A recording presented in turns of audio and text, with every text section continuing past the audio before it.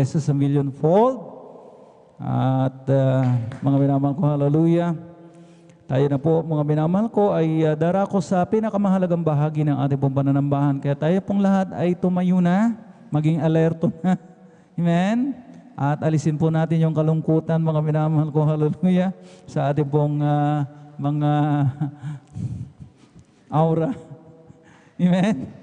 Para tayo naluging negosyante, mga minamahal ko, hallelujah. Pumalakpak na malakas ang mga anak ng Diyos. Narito po, mga minamahal ko, natin pong pinagpalang mga aral.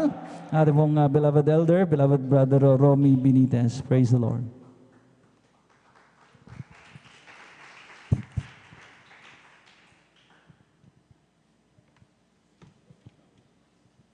Amen. Praise the Lord. God bless po sa ating beloved ko, Elder Noela Braganza. Tayo pong lahat ay magkaisang manalangin, mga minamahal. Opo, dakilang Diyos, ang aming banal na mapagpala, Diyos na makapangyarihan sa lahat sa pangalan ng aming pinakamamahal na Panginoong Hesus. Kami po, O Diyos, ay nagpapasalamat, Panginoong Hesus, muli sa hapong ito sa binigyan mo ang bawat isa ng kalayaan, Panginoong Hesus, na narito na taglay ang kalakasan, kalusugan ng bawat isa. Maraming salamat, Panginoong Hesus, sa bawat yugto ng aming pananambahan na ito'y iyong nilangisan, kami iyong sinamahan, lalo na ang pagkilos ng iyong matamis at banal na presensya. At narito kami sa bahagi, Panginoon, ng pag-aaral ng iyong banal na salita. Ngunit bago ang lahat, kami po ay nagkakaisang dumudulog sa iyong banal na trono, humihingi ng kapatawaran. Patawarin mo kami sa aming mga pagkukulang, mga nagawang kasalanan, O Diyos. Linisin mo kami, hugasan mo kami ng iyong banal na dugo na umagos sa krus ng Kalbaryo. At sa aming pag-aaral, Panginoong Hesus, sa ganang akin, wala akong magagawa. Kayo, O Diyos, ang magbigay ng salita, magbigay ng karunungan sa iyong abang lingkod. Kayo, O Diyos, ang maitaas sa aking buhay at bawat isa na makikinig, O Diyos, ito ay iyong ipaunawa sa bawat isa sa amin. At sa unang panalangin ng aming minamahal at ginagalang na Ebanghilista, Pastor Will Estrada Almeida, aming pinapalaya, sinasaway lahat ng gawa ng hadlang and belief in doubt, cast out in Jesus' name. In Jesus' name, hallelujah. Hallelujah, praise the Lord. Purihin ang ating dakilang Diyos. Lahat ay magsabi ng praise the Lord.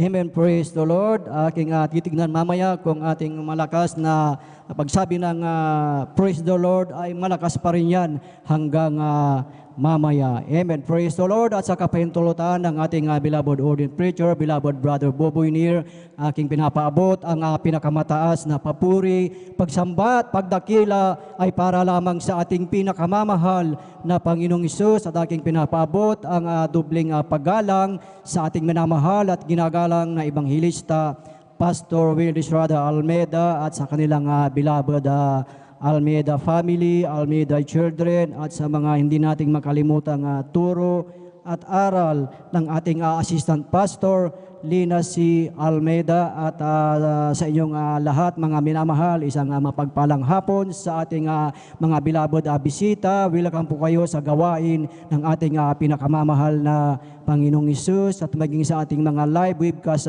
viewers, Luzon, Visayas, and Mindanao, at maging sa iba yung dagat. Purihin ang ating dakilang Diyos. Pagpalain po kayo ng ating pinakamamahal na Panginoong Hesus, at maging sa ating mga beloved elders na ating kasama ngayon sa pangangasiwa ng ating beloved ordained preacher, beloved brother Boboy Nir, at maging sa kanilang beloved daughter. Isang mapagpalang hapon sa bawat isa sa atin, at higit sa lahat sa ating pinakamamahal na Panginoong Hesus. Ating palakpakan ang ating pinakamamahal na Panginoong Hesus. Lahat ay magsabi ng praise the Lord. Purihin ang ating dakilang Diyos, at tunay na talagang napakabilis ng ating oras, mga minamahal, at ating pag-aralan ang banal na salita ng ating dakilang Diyos. Kaya ang bawat isa sa atin ay narito dahil tayo ay umaasa sa pangako, tayo ay umaasa sa mga biyaya, pagpapala ng ating dakilang Diyos. Amen. So ating buksan ang ating mga Biblia, mga minamahal, dito po sa aklat ng Deuteronomy chapter 28 verse 8 up to 9. Deuteronomy chapter 28 verse 8 up to 9. Ang sabi po dito, igagawad sa iyo ng Panginoon ang kanyang pagpapala sa iyong mga kamalig at sa lahat ng pagpatungan mo ng iyong kamay at pagpapalain kanya sa lupain na ibinibigay sa iyo ng Panginoon mong Diyos. Itatatag ka ng Panginoon na isang banal na bayan sa Kanya, igagawad gaya ng Kanyang isinumpa sa iyo kung iyong gaganapin ang mga utos ng Panginoon mong Diyos at lalakad ka sa Kanyang mga daan. Amen. Praise the Lord. Purihin ang ating dakilang Diyos sa pagkabasa po ng Kanyang banal na salita na ito mga minamahal ang pangako ng ating dakilang Diyos na ito ang ating pinanghahawakan mga minamahal na talagang yung pangakong yan ng ating pinakamamahal na Panginoong Hesus ay nandyan na yan, ang gagawin na lamang po natin, ito ay ating gagawin. Amen. Gagawin natin dahil tayo ay may pagsunod, obedience sa ating pinakamamahal na Panginoong Hesus. Sa ating pagsunod sa kalooban ng ating dakilang Diyos, maraming pagpapala, maraming benefits na inihanda ng ating dakilang Diyos sa bawat isa sa atin. So yung ating pag-aaralan, mga minamahal, ay bigyan natin ng titulo na mga benepisyo sa pagsunod sa Diyos. Amen. So ano ba sa ating buhay ang mga iba't ibang benepisyo, at alam natin na magmula Genesis hanggang Revelation, nandyan ang mga pangako ng ating dakilang Diyos sa lahat ng sumusunod sa kanyang kalooban. Amen. Na lahat tayong lahat mga minamahal ay kaya tayo narito, tayo ay nagsisikap na masunod ang kanyang kalooban dahil yung mga pangakong yan ay nandyan na mga minamahal. Ang gagawin na lang natin ay susunod tayo at ito ay ating gagawin sa ating buhay. Amen. At ang sabi pa nga po dito sa aklat ng Proverbs chapter 3, verse 1 up to 2, ang sabi po dito,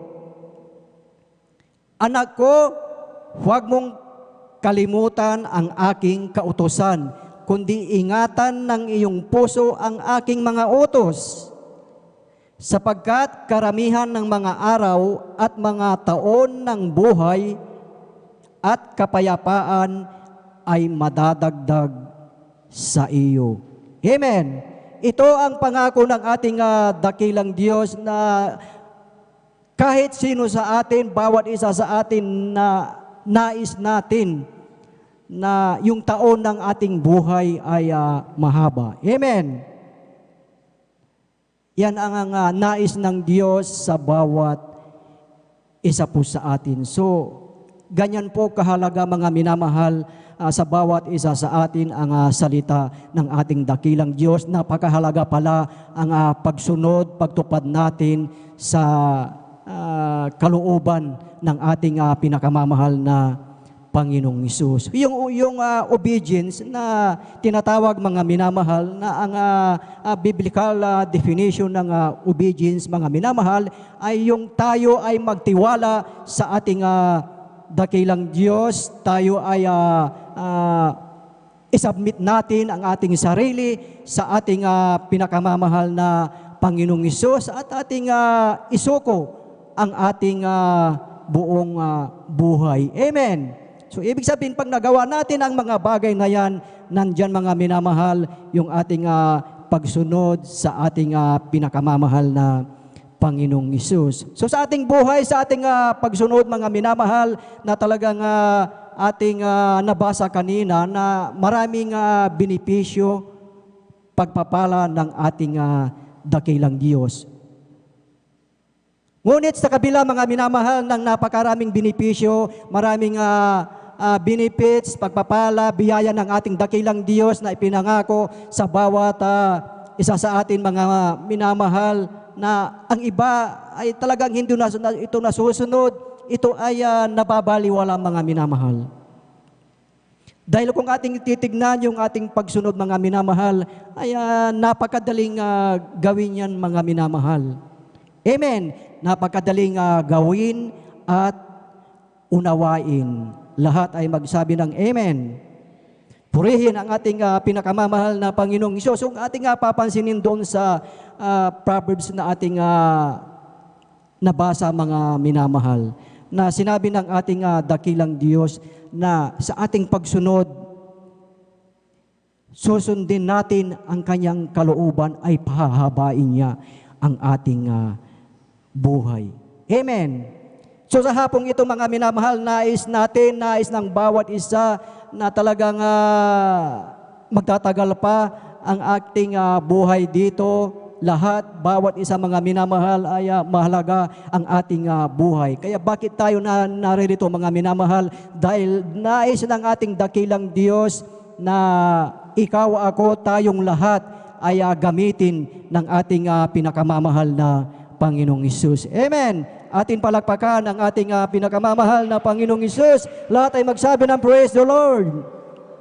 Purihin ang ating dakilang Diyos na sinabi mga minamahal na yung kaarawan ng ating buhay ay hahaba. Ang taon ng ating buhay ay magiging marami at magkakaroon din tayo ng kapayapaan. Amen. So unang benepisyo na ibinigay ng ating dakilang Diyos ay yung pahabain ang ating buhay. Amen. Yun po yung ating nabasa doon sa aklat ng Proverbs, mga minamahal. Amen. So bawat isa sa atin, yan ang nais natin, yan ang gustong-gusto natin na talagang hahaba pa ang ating buhay, na madadagdagan pa yung ating buhay dito sa sanlibutan. Kaya sa ating buhay, sa bawat isa, kaya natin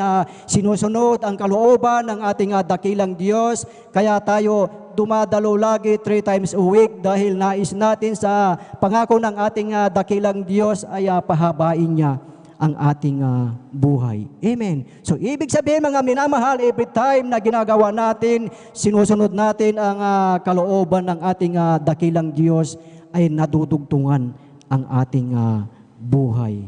Pahabain ng Diyos ang ating buhay. Lahat tayo ay pumalakpak sa ating pinakamamahal na Panginoong Hesus. Lahat ay magsabi ng Praise the Lord. So yung kabaligtaran mga minamahal ng haba ng buhay, pahabain ang ating buhay, ay yung paiiksiin ang ating buhay. So ibig sabihin, pag tayo pala ay hindi sumunod, tayo ay nag-disobey sa ating pinakamamahal na Panginoong Hesus, or tayo ay lumabag, hindi sumunod sa panukala ng ating dakilang Diyos, ito ay kanyang puputulin. Amen. Paiiklin ng Diyos ang ating buhay. Amen. Kaya pala talagang nakakatakot lumabag sa kalooban ng ating dakilang Diyos. Dahil napakalinaw mga minamahal ang sinabi ng aklat ng Romans chapter 9 verse 28. Ang sabi po dito, sapagkat isasagawa ng Panginoon ang kanyang salita sa lupa na tatapusin at paiiklin. Amen. So yun pala mga minamahal ang salita ng ating dakilang Diyos, na pag tayo ay nag-disobey sa ating pinakamamahal na Panginoong Hesus. Kaya po pala laging pinapangaral ng ating beloved evangelist Willie Almeida mga minamahal, na talagang lahat tayo mga minamahal talagang itinuro lahat ang lahat ng buong katotohanan, mga minamahal. Talagang sa ating buhay na talagang walang itinago na salita ng ating dakilang Diyos, talagang ipinapangaral sa bawat isa sa atin, maging sa kanilang mga extension, sa kanilang mga itinilaga na mangangalaga sa bawat isa sa atin. Kaya pala silang lahat ay mayroong katapangan na ipangaral ang salita ng ating dakilang Diyos. Amen. Dahil pag ating nasunod ang kalooban ng ating dakilang Diyos, alam natin na hindi tayo mapupunta doon sa kaaway. Amen. Kaya pala, kung ating titignan sa mga ngaral, talagang walang takot na talagang lahat ipinapangaral ang salita ng ating dakilang Diyos. Kung nagkamali, talagang itong mga minamahal ay talagang pangangaralan, mga minamahal. Dahil napakalinaw po ang sinabi, mga minamahal, dito po sa aklat ng ikalawang Timothy ng kapitulo 4 ng talatay 2. Ang sabi po dito, ipangaral mo ang salita, magsikap ka sa kapanahunan at sa di kapanahunan. Sumawata ka, sumaway ka, mangaral ka na may buong pagpapahinuhod at pagtuturo. Amen. So ito, mga minamahal, ang salita ng ating dakilang Diyos na walang dapat itago na salita ng ating dakilang Diyos, lahat ay ipangaral. Amen. Kaya pala minsan sa ating buhay, minsan hindi natin maunawaan na minsan nami-misinterpret natin yung pangangaral na nasasabi natin na talagang mabigat, masakit mangaral, ngunit yun pala ay doon tayo itutuwid ng ating pinakamamahal na Panginoong Hesus. Amen! Ating palakpakan ang ating pinakamamahal na Panginoong Hesus. Lahat ay magsabi ng praise the Lord. Purihin ang ating dakilang Diyos, dahil kung walang matapang na ipapangaral ang salita ng ating dakilang Diyos, ang mga iba, kawawa sila, mga minamahal. Hindi sila magkakamit ng langit at buhay na walang hanggan. Amen. Kung ating maalala, mga minamahal, na isang beloved ordained preacher, mga minamahal, na talagang nariyan, na talagang ipinangaral ang salita ng ating dakilang Diyos, talagang lahat, kahit yung masasakit na salita ng ating dakilang Diyos, yung mga rebuke, talagang ito ay kanyang ipinangaral, mga minamahal. Yung mga nakikinig, mga minamahal, talagang sila, mga minamahal, ay nasaktan dahil talagang yung salita ng ating dakilang Diyos ay talagang masakit, mga minamahal, na alam natin na ang salita ng Diyos ay katulad ng isang tabak na magkabila ay talim, na ito ay tumatagos hanggang sa kapuso-pusuan, hanggang sa ating mga buto. So yung beloved ordained preacher na yung, mga minamahal, talagang ipinangaral niya yung buong katotohanan, yung salita ng ating dakilang Diyos. Yung mga gumagawa ng hindi matuwid sa paningin ng ating dakilang Diyos, sila po ay tinuruan niya, sila po ay sinawatan niya, mga minamahal. Alam niyo po ang mga nangyari, mga minamahal, talagang hindi nila natanggap yung salita ng ating dakilang Diyos. Sila po ay nagalit po doon sa beloved ordained preacher na nangaral sa kanila. Alam niyo, mga minamahal, after ilang linggo, mga minamahal, yung mga taong iyon, mga minamahal, na nasaktan, sila ay pumunta sa pastoral house, na during that time sila po ay nagpupuri, at yung mga tao, mga minamahal, na marami sila, pumunta po sila doon sa pastoral house, na sila po ay may mga daladalang itak, mga minamahal. Siyempre po, kahit sino matatakot po dahil may daladala silang mga itak. So yung beloved ordained preacher, mga minamahal, hinarap niya po sila, hindi sila natakot, mga minamahal, at sila po ay napakiusapan, at sila po ay umuwi na. So ito po ang nakakalungkot isipin, mga minamahal. Pagkaraan ng ilang buwan, mga minamahal, yung mga taong yun, mga minamahal, na sumugod doon sa pastoral house, yung 3 tao na may daladalang itag, mga minamahal, yung 2 po doon, mga minamahal, sila po ay namatay. Amen. Sila po ay namatay. Subali, iisa na lang po ang naiwan, iisa na lang yung buhay, mga minamahal. Yung isang buhay na naiwan, siya po ay pumunta sa pastoral house, kinausap, humingi ng paumanhin doon sa beloved ordained preacher. Dahil siya po ay natakot, dahil iniisip niya yung 2 kasama niya na daladalang may daladalang itag ay namatay niya. Iniisip niya na baka siya na ang susunod. So siya ay humingi ng kapatawaran at talagang siya ay pinatawad ng ating beloved ordained preacher at talagang siya ay nagsisi sa kanyang ginawa. Kaya pala, mga minamahal, talagang totoo pala, mga minamahal, yung salita ng ating pinakamamahal na Panginoong Hesus sa Awit chapter 105 verse 15. Awit 105 verse 15, ang sabi po dito, huwag ninyong galawin ang mga pinahiran ko ng langis at huwag ninyong gawan ng masama ang mga propeta ko. Amen. So ito ang babala pala, mga minamahal, ito ang warning ng ating dakilang Diyos sa lahat ng nag-iisip, lahat ng gagawa ng masama, sa lahat ng itinalaga ng ating dakilang Diyos. Amen. Ating palakpakan ang ating pinakamamahal na Panginoong Hesus. Lahat ay magsabi ng praise the Lord. Purihin ang ating dakilang Diyos, at yun po yung unang benepisyo ng ating dakilang Diyos, na pag tayo ay sumunod sa ating dakilang Diyos, ay pahahabain niya ang ating buhay. At ang pangalawa po na benepisyo, mga minamahal, ay yung proteksyon ng ating pinakamamahal na Panginoong Hesus. Lahat tayo, lahat ng mananampalataya, lahat ng Kristiyano na tinanggap ang ating pinakamamahal na Panginoong Hesus, lahat tayo ay may proteksyon na galing sa ating dakilang Diyos. Amen. Ating palakpakan ang ating pinakamamahal na Panginoong Hesus. Lahat ay magsabi ng praise the Lord.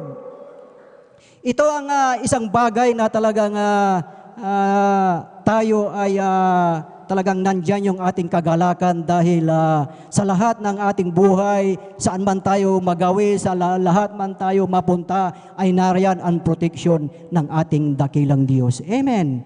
Dahil sa ating pagsunod, yan ang pangako ng ating dakilang Diyos, na tayo ay kanyang iingatan. Amen. Ngunit yung protection na yan, yan ay mawawala sa ating buhay, yan ay hihiwalay sa atin, dahil yung protection na yan, alam ng kaaway na lahat tayo ay may proteksyon. Amen. At yung kaaway gagawa siya ng paraan upang ang Kristiyano ay mawala ang proteksyon ng Diyos sa kanya. Amen. Dahil napakalinaw sinabi ng John chapter 10 verse 10 na hindi pumarito ang magnakaw, kundi upang magnakaw at pumatay at pumuksa. Amen. So para hindi tayo magalaw ng kaaway, mga minamahal, napakahalaga na tayo ay may proteksyon sa ating pinakamamahal na Panginoong Hesus. Amen. So yung proteksyon sa atin, mga minamahal, nawawala yan kung hindi tayo susunod sa kalooban, panukala ng ating pinakamamahal na Panginoong Hesus. At isang bagong gawa o bagong strategy ng kaaway na hindi aware ang mga mananampalataya. Ito man ay mga matagal ng mananampalataya o bago na mananampalataya, ito ang strategy ng kaaway na hindi natin namamalayan. Ito ay laging nababanggit, laging na ipapangaral sa atin yung in ngayon, yung tinatawag nilang laging si Marites. Amen. Si Marites. Sino ba si Marites, mga minamahal? So para malaman natin si Marites, mga minamahal, ating basahin sa aklat, ating pong basahin, sunod-sunod na pong nating basahin sa aklat ng Leviticus chapter 19 verse 16, Proverbs chapter 11 verse 13, Proverbs chapter 20 verse 19, Proverbs chapter 26 verse 20 up to 22. Amen. Praise the Lord. Ang sinasabi po dito, mga minamahal, sa aklat ng Proverbs chapter 26 verse 21 up to 22, ang sabi po dito sa wikang English, as coals are to burning coals and wood to fire, so is as continuous men to kindle strife. 22, the words of a talebearer are as wounds, and they go down in the innermost part of the belly. Leviticus chapter 19 verse 16, thou shalt not go up and down as a talebearer among thy people, neither shall thou stand against the blood of thy neighbor. I am the Lord. Proverbs chapter 11 verse 13, a talebearer revealeth secrets, but he that is of a faithful spirit concealeth the matter. Proverbs chapter 20 verse 19, he that goeth about as a talebearer revealeth secrets, therefore meddle not with him that flattered with his lips. So, dito sa ating mga talatang nabasa, mga minamahal, pansinin po natin, mga minamahal, paulit-ulit yung sinabi dyan, yung word na talebearer. Ito mahalaga po na ito ay malaman natin upang alam natin ang strategy ng kaaway, upang aware na tayo, mga minamahal, at hindi tayo maging mabiktima. So ano po ba yung ibig sabihin ng talebearer, mga minamahal? Ang sinabi sa aklat ng diksyonaryo ng Webster, mga minamahal, yung word na talebearer, ang ibig sabihin, one that spread gossips or rumors. A person who habitually reveals personal or sensational facts about others. A person who provides information about another wrongdoing. Amen. Yan po ang ibig sabihin ng talebearer, mga minamahal. So yung talebearer, mga minamahal, yan yung sinasabi, mga minamahal, na ikaw yung ay nagdadala ng mga salita, mga hindi totoong salita, mga chismis, mga rumor sa iyong kapwa, mga minamahal. Na kung ating babasahin lahat doon, mga minamahal, yung sa Tagalog, yung sinabi po doon na maghahatid dumapit. Amen. Kung iyo pong naisulat po yung mga verses na aking nabasa, nandoon po yung word na maghahatid dumapit. Amen. So yun po yung tinatawag sa ating kapanahunan, yun po yung tinatawag na si Marites. Amen. So sa ating buhay, ano po ba yung ibig sabihin ng si Marites? M-E-R-I-T-E-S, Marites, Master of Arts in relaying information through exaggerated storytelling. Amen.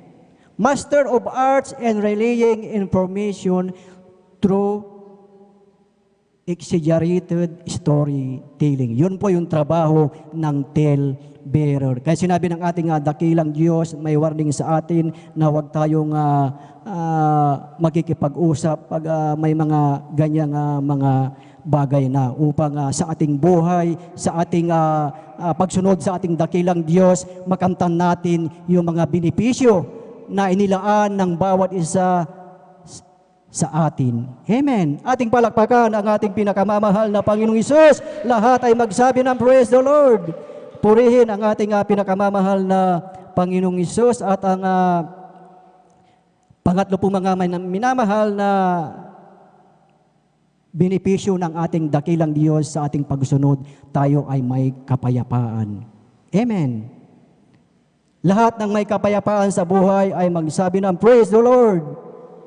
Purihin ang ating dakilang Diyos dahil ang sabi po mga minamahal dito sa aklat ng awit, Kapitulo 119 ng talatay 165, ang sabi po, dakilang kapayapaan ang tinatamo nila na nagsisiibig ng iyong kautusan. At sila'y walang kadahilanang ikatitisod. Amen. Aking basahin muli mga minamahal. Dakilang kapayapaan ang tinamo nila na nagsisiibig ng iyong kautusan. At sila'y walang kadahilanang ikatitisod. Amen. So ibig sabihin mga minamahal, tayong lahat mga minamahal ay may kapayapaan at tinamo natin ang pag-ibig ng ating dakilang Diyos. Ang sabi po dito mga minamahal ay wala na tayong idadahilanang tayo ay matitisod. Amen. Lahat ng nagsisiibig sa kautusan ng Panginoong Hesukristo at natamo ang kapayapaan ay magsabi na praise the Lord.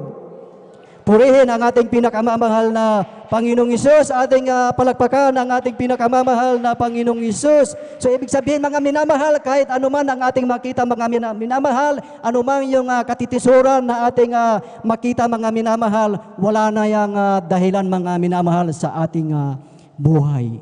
Amen. Yan po ang salita ng ating dakilang Diyos na kung tayo tuloy-tuloy natin ang ating pagsunod sa kalooban, sa panukala ng ating dakilang Diyos, mga minamahal, ayon dito sa ating teksto, ang pangako ng ating dakilang Diyos na kung tayo ay susunod sa Kanya, ay Kanyang igagawad ang Kanyang mga dakilang pagpapala, Kanyang igagawad ang Kanyang benepisyo sa ating buhay.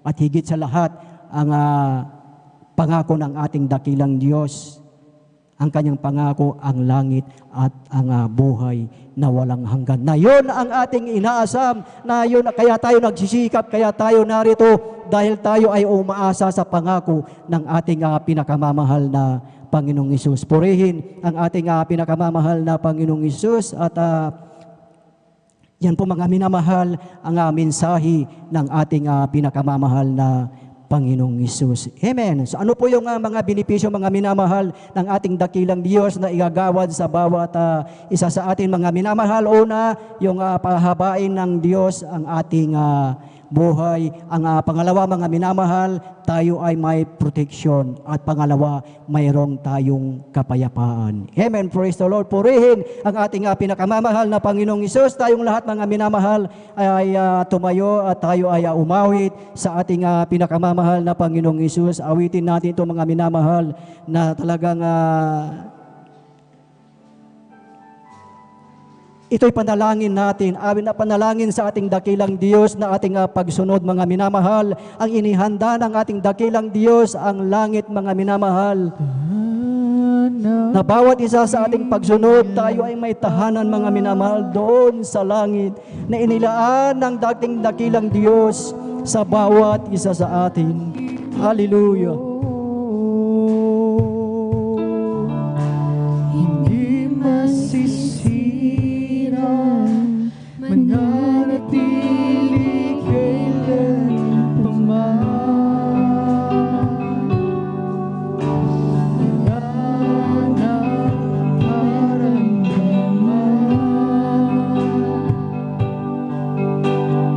O kapig-atian.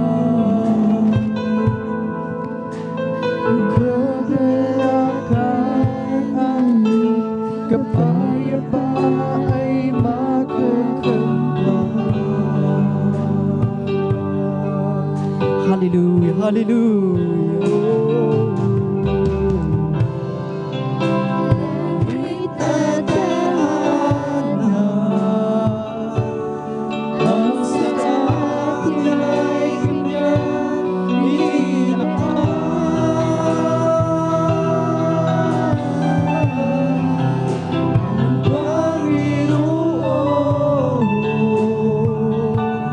Makikita natin ang mukha, maluhay kanyang papahirapan, sino ka man.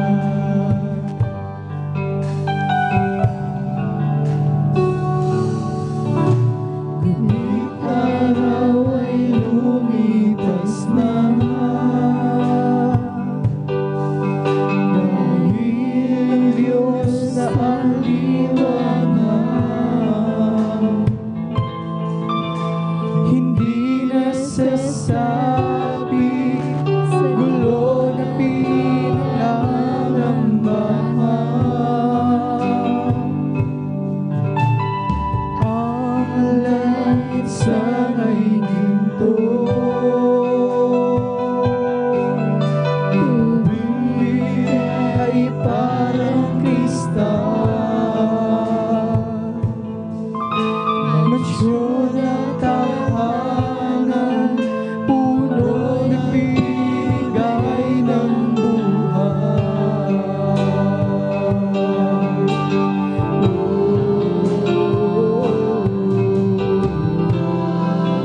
Langit at tahanan, ang sa atin ay kanyang inilaan.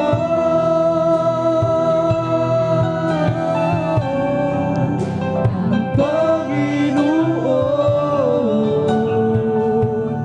makikita natin ang mukha, maluhay kanyang papahiran, kahit sino ka man.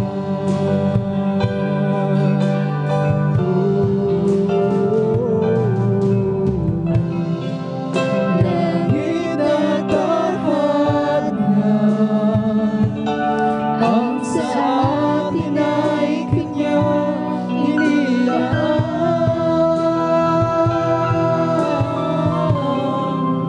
Ang Panginoon,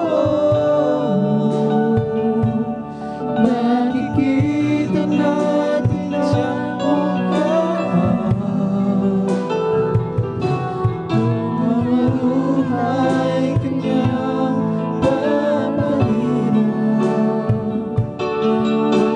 maluhay kanyang papahiran, maluhay kanyang papahiran, kahit sino ka man. Hallelujah. Purihin ka aming pinakamamahal na Panginoong Hesus. Mga minamahal, napakahalaga mga minamahal ang ating pagsunod sa ating dakilang Diyos, mga minamahal. Ang inihanda ng ating dakilang Diyos sa bawat sumusunod, lahat ng sumusunod sa panukala, sa kalooban ng ating pinakamamahal na Panginoong Hesus, ay ang langit na tahanan, mga minamahal. Kaya't sa ating buhay, napakahalaga mga minamahal, na tayo ay magpatuloy sa ating pananampalataya, magpatuloy sa ating paglilingkod. Kahit tayo mga minamahal ay maraming problema nga mga minamahal, alam natin na mayroong tayong Diyos na lalapitan at magbibigay ng kalutasan ng lahat ng ating mga suliranin, lahat ng ating problema. Ang nais ng ating dakilang Diyos na ito ay ipagkatiwala natin sa Kanya. Gaano man kalaki ang iyong problema sa oras na ito, mas malaki pa ang ating Diyos na pinaglilingkuran. Hallelujah, hallelujah, purihin ka aming pinakamamahal na Panginoong Hesus.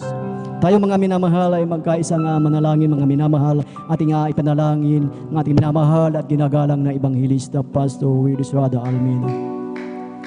Dakilang Diyos na mapagpala, sa makapangyarihang pangalan mo, aming pinakamamahal na Panginoong Hesus, aming pinapanalangin, ang aming minamahal at ginagalang na Ebanghilista, Pastor Willis Rada Almeida, napahabain pa ang kanilang buhay, bigyan pa sila ng kalusugan, maging ang kanilang buong beloved Almeida family, beloved Almeida children, na sila, O Diyos, ay iyong patuloy na pagpalain, Panginoong Hesus. Hallelujah, hallelujah. Amen, praise the Lord. Tayo mga minamahal ay magkaisang manalangin. Manalangin tayo mga minamahal, magkaisa na ating palayasin lahat ng uri ng karamdaman, incurable diseases. Ating ipatong ang ating kanang kamay sa ating ulo at ang kaliwang kamay sa parte ng ating katawan na may karamdaman, at sama-sama nating palayasin ito sa makapangyarihang pangalan ng ating pinakamamahal na Panginoong Hesus. Hallelujah, hallelujah, hallelujah. Sa makapangyarihang pangalan mo, aming pinakamamahal na Panginoong Hesus, aming pinapalayas lahat ng uri ng karamdaman, ubo, sipon, lagnat, trangkaso, arthritis, diabetes, prostate cancer, ovarian cancer, pananakit ng dibdib, pananakit ng ulo, paninikip ng hininga, sakit sa tainga, sakit sa ilong, pananakip ng dibdib, sakit sa likod, sa pangalan ni Jesus, dengue, COVID-19, sa pangalan ni Jesus, cast out, cast out, cast out in Jesus' name, in Jesus' name, cast out, be healed and receive the healing in Jesus' name. Hallelujah, praise the Lord, hallelujah.